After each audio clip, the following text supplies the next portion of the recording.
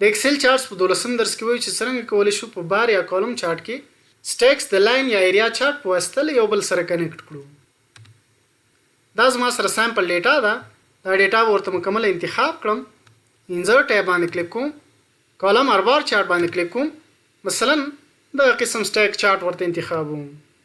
دا چارټ ورته یو څه ریسایز کړم. خو زه غواړم چې کوارټرز دې راته په هاریزونټل اکسس باندې راکړي او دغه ویلیوز دې راته د سیریز په شکل وښیي. په سویچ رو کالم آپشن باندې کلیک کوم. ورټیکل اکسس ورته واپس ډیلیټ کړم. ډیلیټ. په چارټ ټایټل کې ورته وایم چې سیلز by quarter by continent. د دې ټایټل اندازه به ورته یو څه کم کړم. هوم ټیب باندې کلیک کوم. مثلا 12 او یو څه به بره هم یوسم. لیجنډز هم غواړم چې د چارټ ټایټل لاندې راته وښیي. په دې لیجنډز باندې یو ډبل کلیک کوم. ټاپ کلوز. دا لیجنډز به هم ورته یو څه بره یوسم. پلاټ ایریا به ورته انتخاب کړم. اخر ته رسوم او دا اندازه به دې خوا هم زیاته کړم. یو څه به بره هم یوسم. ګریډ لاینز به هم ورته انتخاب کړم. ډیلیټ. او په دې سیریز باندې یو ډبل کلیک کوم.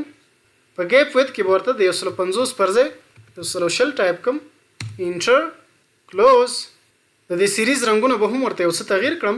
فارمیټ. شیفل.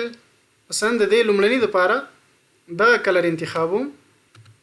د دې دپاره مثلا دا کلر راخلم. د دې دپاره به دا کلر راخلم او د دې دپاره دا کلر راخلم او د دې لومړني سیریز دپاره مثلا دا کلر راخلم. ډیټا لیبلز به هم ورته ایډ کړم.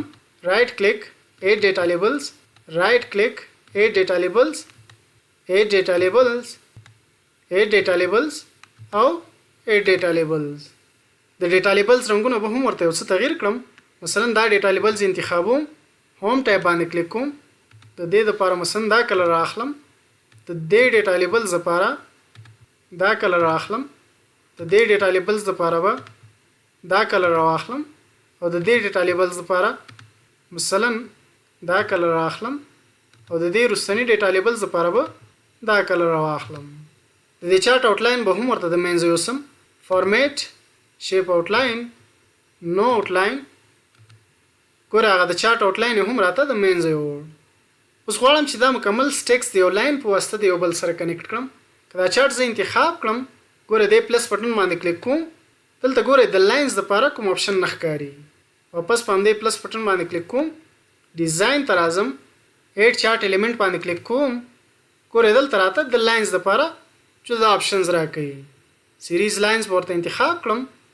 ګوره دا هر یو سټیک راته د لاین په واسطه د یو بل سره کنیکټ کړه. د لاین کې تغیرات هم راوړی شو. مثلا په دې لاین باندې یو ډبل کلیک کوم.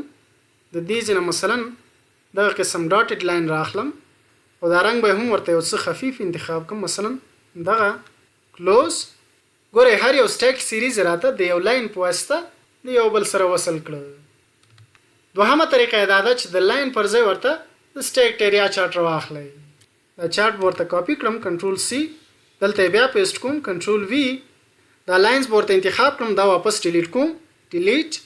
اوس غواړم چې دا سټیکس د سټیک ایریا چارټ په واسطه د یو بل سره وصل کړم. نو دا ډیټا ورته مکمل انتخاب کړم. کنټرول سی. چارټ ورته انتخابوم. په هوم ټیب کې د پیسټ لاندې په دې ایرو باندې کلیک کړئ. سپیشل.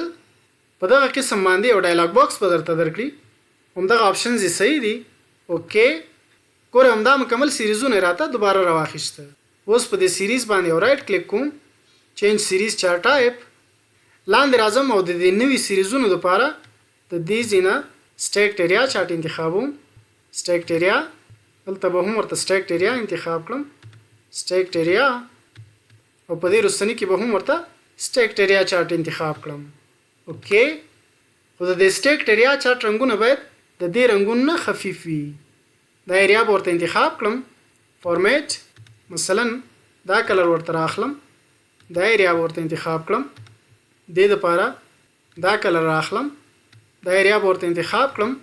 دې دپاره دا کلر راخلم او د دې ایریا دپاره به د دې ځینه دا کلر راخلم او د دې رستنۍ ایریا دپاره مثلا دا کلر راخلم.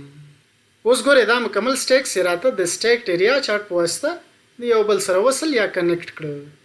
خو په لیجنډز کې دا تکراري لیجنډز باید د منځه یوسم. لیجنډز ورته انتخاب کړم، بیا به دا لومړنی لیجنډ انتخاب کړم، ډیلیټ. دا لیجنډ ورته انتخابوم، ډیلیټ. دا لیجنډ به هم انتخاب کړم، ډیلیټ. دا یو به هم ډیلیټ کړم او دا رستنی به هم ورته ډیلیټ کړم. نو په دې دوه طریقو سره کولی شو چې په سټیکډ بار یا کالم چارټ کې سټیکس د یو بل سره د لاین او یا هم ایریا چارټ په واسطه کنیکټ کړو.